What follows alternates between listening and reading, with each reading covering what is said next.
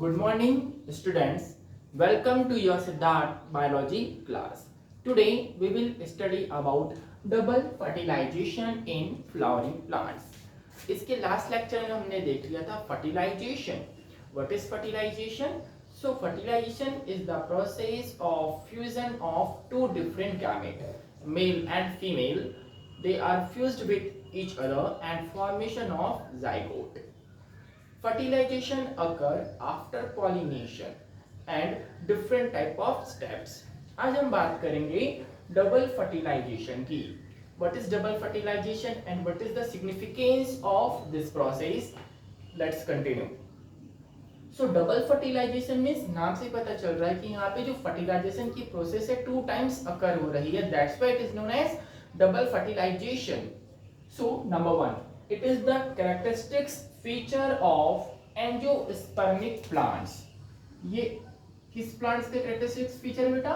Angiospermic plants के characteristics feature हैं. Most of the angiospermic plants perform double fertilization. Angiospermic plants means plants their seeds are present inside the seed coat. ऐसे plants जिनके seed coat के अंदर present होते हैं called as angiospermic plants.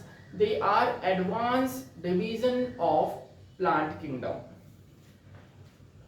Now there are two male gametes formed inside the pollen tube, different in their size. Fertilization process में मैंने आपको बताया था कि from the pollen tube there are two different male gametes are formed. कि यहाँ पे दो different male gametes का formation होता है. ये जो मेल गैमेट्स हैं ये अपने साइज में वेरी करते हैं. दो मेल गैमेट्स हैं उनके साइज आपस में क्या है? वेरी हैं. सो मेल गैमेट जिसका साइज लार्ज है known as large male gamete. ये लार्ज मेल गैमेट फ्यूज होगा सेकेंडरी न्यूक्लियस के साथ. ध्यान दीजिएगा, large male gamete fuse with secondary nucleus. और जो सेकेंड मेल गैमेट है जिसका साइज स्मॉल है it is fused with egg apparatus. दो टाइप के मेल गैमेट्स हैं. एक गैमेट जिसका साइज लार्ज है, another male gamete their size is small. Large male gamete fuse with secondary nucleus, small male gamete fuse with egg apparatus. Now the double fertilization occur between. अब यहाँ पे जो fertilisation हो रहा है because यहाँ पे टू गैमेट्स प्रेजेंट हैं और जो दो गैमेट्स है डिफरेंट टाइप्स के न्यूक्लियस के साथ मर्ज हो रहे हैं, फ्यूज हो रहे हैं. सो देखिएगा, the double fertilization occur between the diploid secondary nucleus. Nucleus कैसा बेटा? डिप्लॉयड है. It means inside the cell, sorry diploid means inside the nucleus there are two cells present and haploid male gamete. Haploid means होता है single cell. इसी कारण हम इसको single N से डिनोट किया है.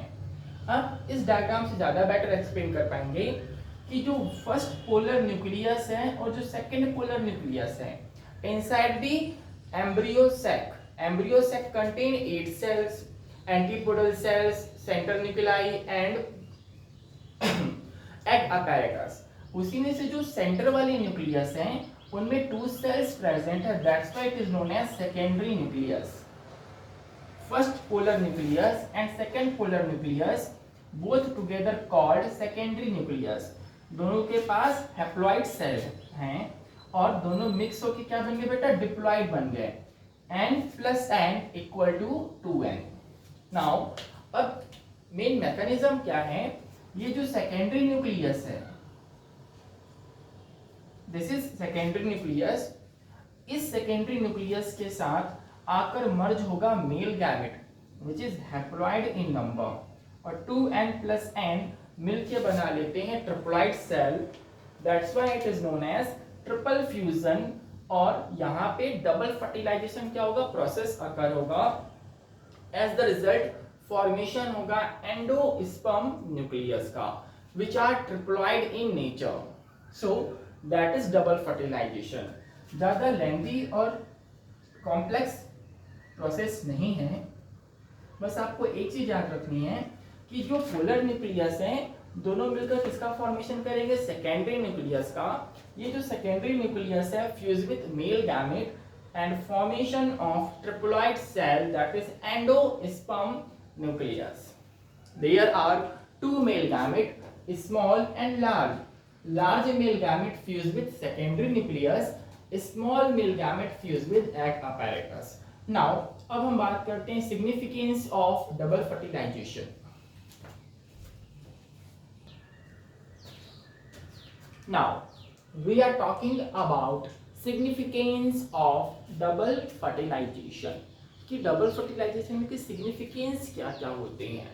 Number 1, the triploid nucleus are formed कि ड्यू टू डबल फर्टिलाइजेशन यहाँ पे ट्रिप्लॉइड न्यूक्लियस का फॉर्मेशन होता है विच हैज 3 सेल्स। तो इसके पास कितने सेल्स हैं, 3 सेल्स हैं। This is known as endosperm cell. और ये जो एंडोस्पर्म्स ट्रिप्लॉइड सेल हैं ये प्रोवाइड करते हैं nourishment to the embryo. It means after fertilization जब एम्ब्रियो डेवलपमेंट होता है तो ड्यूरिंग द डेवलपमेंट उसको कुछ नरिशमेंट की रिक्वायरमेंट होती है।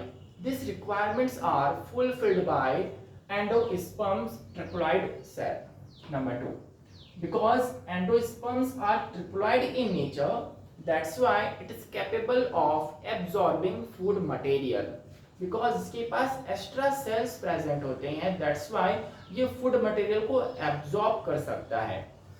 एंड लास्ट है कि जो एंडोस्पर्म और एम्ब्रियो का डेवलपमेंट है it is interdependent on each other. It means the development of embryo and endosperms दोनों के जो डेवलपमेंट है एक दूसरे पे इंटरडिपेंड है। विदाउट एनीवन सेकंड सरवाइव नहीं कर सकता। अगर सरवाइव करना है तो दोनों को एक दूसरे का क्या करना पड़ेगा, डेवलपमेंट करना पड़ेगा। This is significance of double fertilization. Now we are talking about post fertilization events.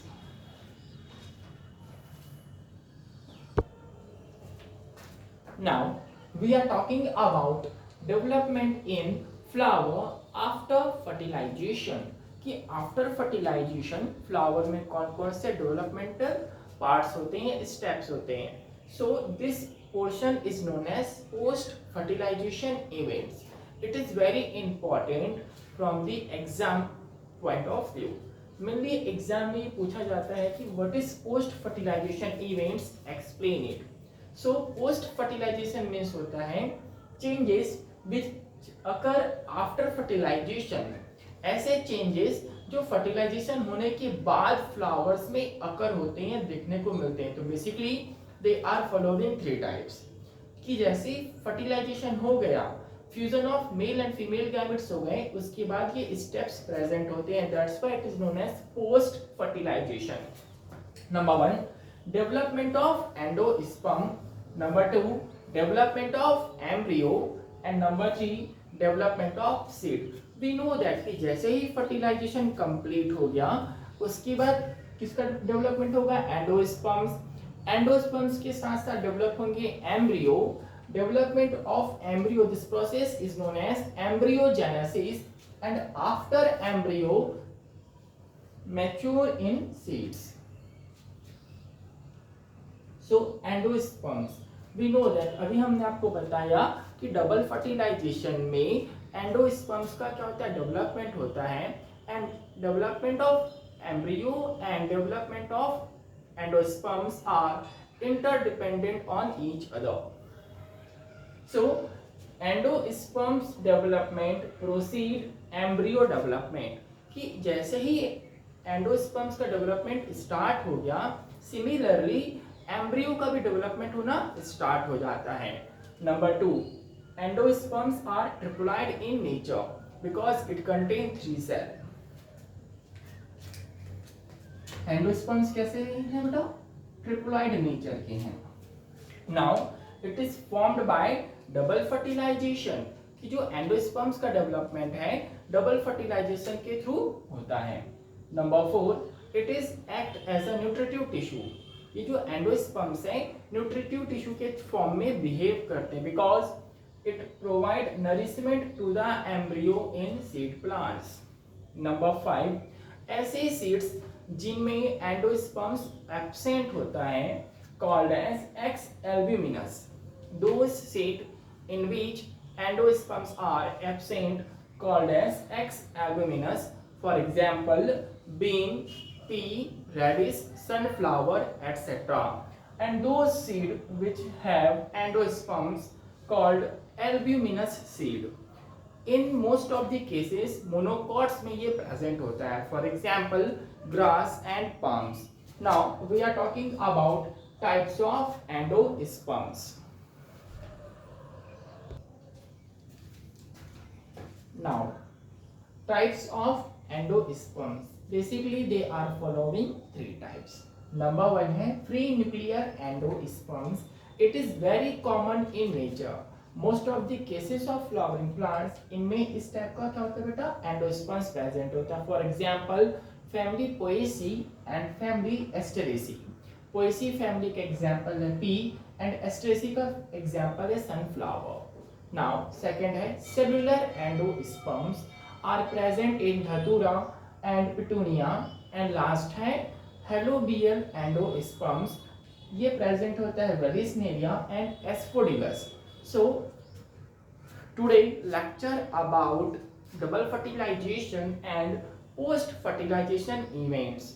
Post fertilization events are divided into three types: development of endosperms, development of embryo and development of seed. इसके next class में हम continue करेंगे. Thank you for watching.